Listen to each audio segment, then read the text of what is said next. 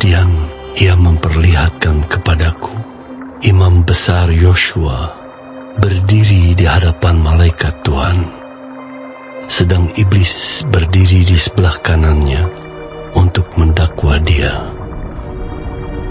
Lalu berkatalah malaikat Tuhan kepada iblis itu, Tuhan kiranya menghardik engkau, hai iblis.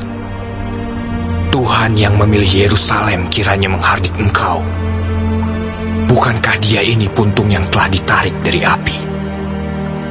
Adapun Yosua mengenakan pakaian yang kotor waktu dia berdiri di hadapan malaikat itu, yang memberikan perintah kepada orang-orang yang melayaninya, tanggalkanlah pakaian yang kotor itu daripadanya. Dan kepada Yosua ia berkata, lihat, dengan ini aku telah menjauhkan kesalahanmu daripadamu. Aku akan mengenakan kepadamu pakaian pesta. Kemudian ia berkata, taruhlah serban tahir pada kepalanya. Maka mereka menaruh serban tahir pada kepalanya dan mengenakan pakaian kepadanya, sedang malaikat Tuhan berdiri di situ.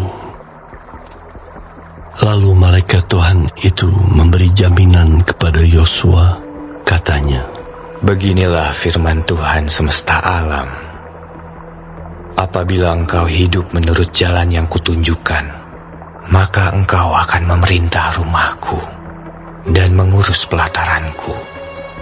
Dan aku akan mengizinkan engkau masuk ke antara mereka yang berdiri melayani di sini. Dengarkanlah, hai imam besar Yosua, engkau dan teman-temanmu yang duduk di hadapanmu, sungguh kamu merupakan suatu lambang. Sebab sesungguhnya aku akan mendatangkan hambaku, yakni Sang Tunas. Sebab sesungguhnya permata yang telah kuserahkan kepada Yosua, satu permata yang bermata 7. Sesungguhnya aku akan mengukirkan ukiran di atasnya. Demikianlah firman Tuhan semesta alam. Dan aku akan menghapuskan kesalahan negeri ini dalam 1 hari saja. Pada hari itu, demikianlah firman Tuhan semesta alam. Setiap orang daripadamu akan mengundang temannya duduk di bawah pohon anggur dan di bawah pohon ara.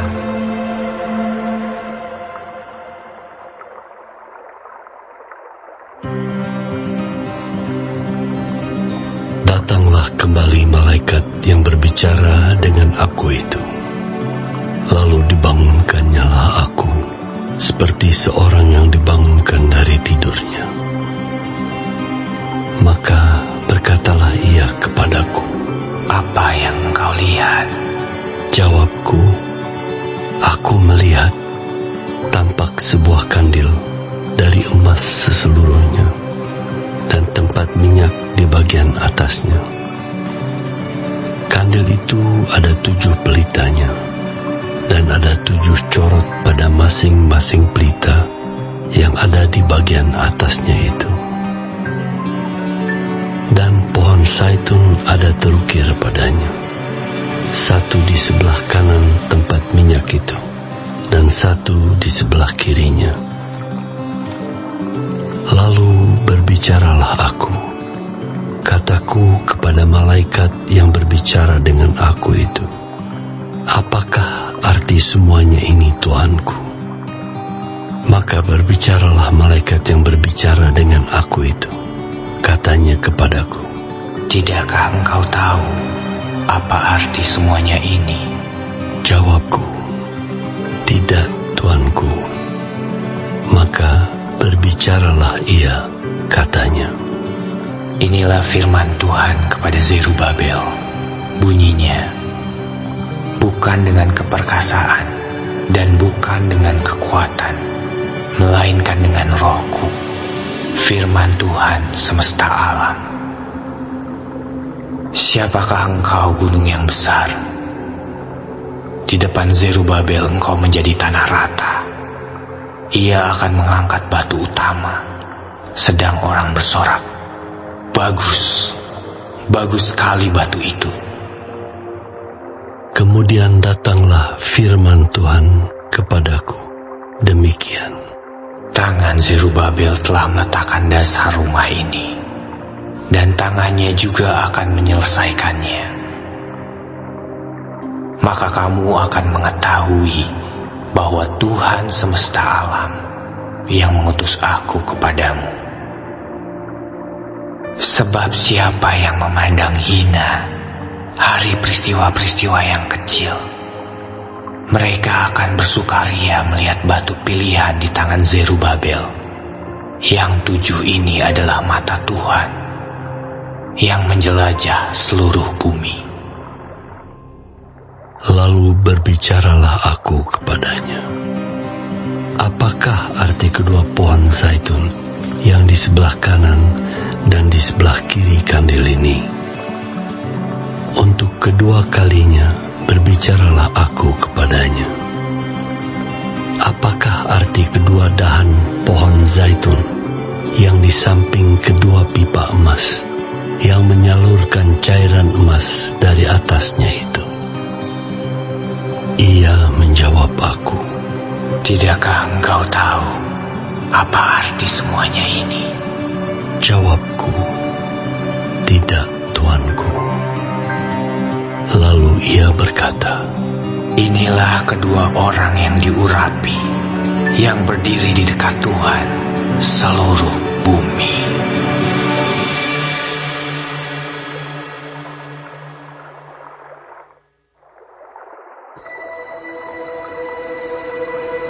Aku melayangkan mataku pula, maka aku melihat tampak sebuah gulungan kitab yang terbang. Berkatalah ia kepadaku, "Apa yang engkau lihat?" Jawabku, "Aku melihat sebuah gulungan kitab yang terbang. Panjangnya 20 hasta dan lebarnya 10 hasta." Lalu ia berkata kepadaku, "Inilah sumpah serapah yang keluar menimpa seluruh negeri. Sebab menurut sumpah serapah itu, setiap pencuri di sini masih bebas dari hukuman, dan setiap orang yang bersumpah palsu di sini juga masih bebas dari hukuman. Aku telah menyuruhnya keluar. Demikianlah firman Tuhan semesta alam, supaya itu masuk ke dalam rumah pencuri dan ke dalam rumah orang yang bersumpah palsu demi namaku, dan supaya itu bermalam di dalam rumah mereka dan memusnahkannya, baik kayunya maupun batu-batunya." Tampillah malaikat yang berbicara dengan aku itu. Katanya kepadaku, "Cobalah layangkan matamu dan lihatlah apa yang muncul itu." Lalu tanyaku, "Apa itu?" Jawabnya, "Yang muncul itu sebuah gantang." Lagi katanya, "Inilah kejahatan mereka di seluruh negeri. Lihat, tutup timah gantang itu telah terangkat, dan seorang perempuan duduk di dalamnya." Kemudian berkatalah ia, "Itulah kefasikan." Lalu didoronnyalah perempuan itu kembali ke dalam gantang, dan dibantingnyalah batu timah itu ke mulut gantang. Lalu aku melayangkan mataku, dan aku melihat tampil 2 orang perempuan yang sayapnya didorong oleh angin. Adapun sayap mereka adalah sayap seperti burung meranggung. Mereka mengangkut gantang itu di antara bumi dan langit. Bertanyalah aku kepada malaikat yang berbicara dengan aku itu, kemana mereka membawa gantang itu? Jawabnya kepadaku, tanah Sinear untuk mendirikan sebuah rumah bagi perempuan itu. Dan apabila itu selesai, maka mereka akan menempatkan dia di sana, di tempat rumah itu didirikan.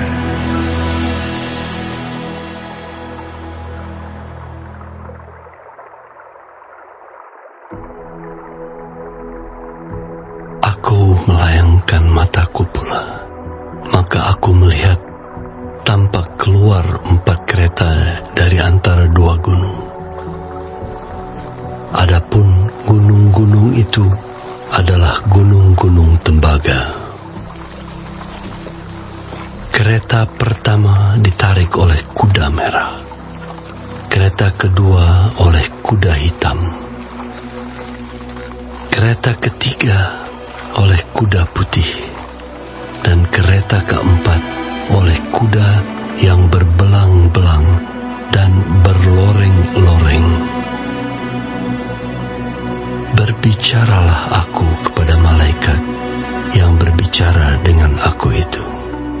Apakah arti semuanya ini, Tuanku? Berbicaralah malaikat itu kepadaku.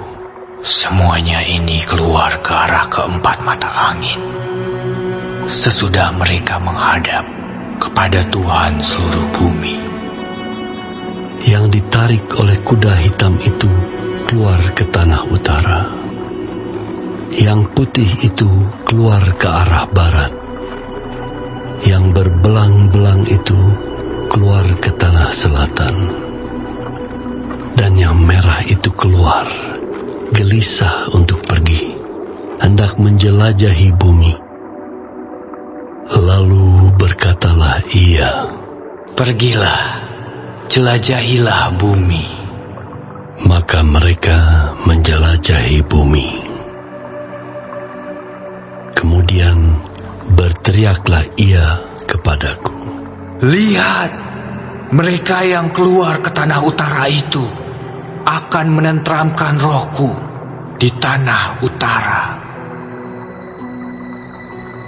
Datanglah firman Tuhan kepadaku, bunyinya, "Pergilah pada hari ini juga ke rumah Yosia bin Sefanya, dan pungutlah persembahan dari pihak orang-orang buangan, yaitu dari Heldai, Tobia, dan Yedaya. Semuanya orang-orang yang sudah datang kembali dari Babel. Pungutlah perak dan emas, buatlah mahkota dan kenakanlah itu pada kepala imam besar Yosua bin Yozadak. Katakanlah kepadanya, beginilah firman Tuhan semesta alam. Inilah orang yang bernama Tunas. Ia akan bertunas dari tempatnya, dan ia akan mendirikan bait Tuhan. Dialah yang akan mendirikan bait Tuhan, dan dialah yang akan mendapat keagungan dan akan duduk memerintah di atas takhtanya. Di sebelah kanannya akan ada seorang imam, dan permufakatan tentang damai akan ada di antara mereka berdua. Dan mahkota itu akan tetap tinggal dalam bait Tuhan sebagai tanda peringatan akan Heldai, Tobia, Yedaya, dan akan Yosia bin Zefanya. Orang-orang dari jauh akan datang untuk turut membangun bait Tuhan. Maka kamu akan mengetahui bahwa Tuhan semesta alam yang mengutus aku kepadamu. Dan hal ini akan terjadi apabila kamu dengan baik-baik mendengarkan suara Tuhan Allahmu.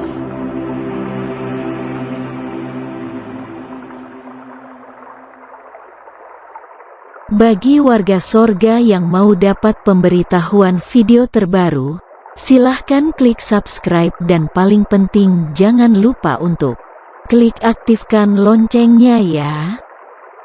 Warga sorga terkasih, tolong bantu beri saya semangat upload video baru dengan kasih like ya. Ayo warga sorga menjadi berkat bagi orang lain dengan membagikan video ini ya. Tuhan Yesus Kristus memberkati kita warga sorga. Amin. Ingat, dalam kitab Filipi 3 ayat 20 tertulis firman Tuhan, karena kewargaan kita adalah di dalam sorga, dan dari situ juga kita menantikan Tuhan Yesus Kristus sebagai Juru Selamat.